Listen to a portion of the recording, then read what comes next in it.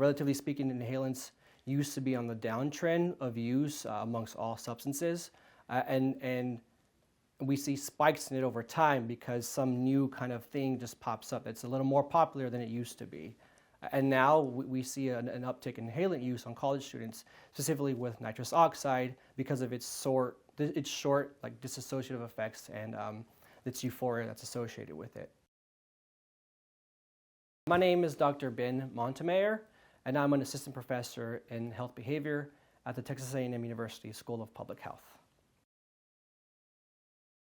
So inhalants are substances that are sniffed or inhaled from, typically from a bag or a rag, but more commonly it's coming from like a dispenser where it's sold with nitrous oxide in it, and it's used, it's not meant to be used in a way it's recreational. It's always been meant to use as a safe or weak anesthetic medically, but of course it's sold in common over-the-counter products.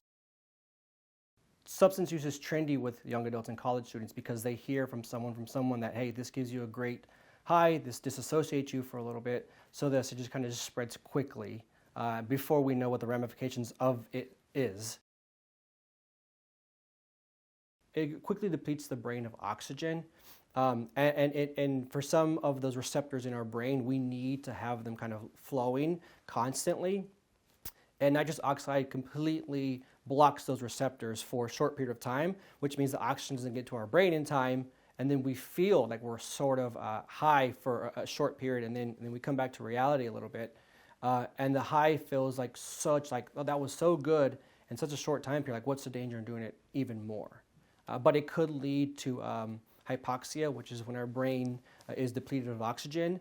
Do that enough times or even one time, it could lead to some long-term brain damage, especially when they are in this prime sort of 18 to 24 gap of growing and learning, and their brains still haven't fully developed.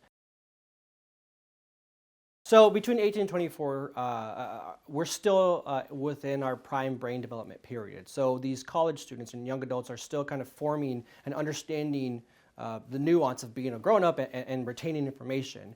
And so depleting oxygen during this time period, even if it's just like short spurts, can be consequential and result in some short-term memory loss and long-term brain damage.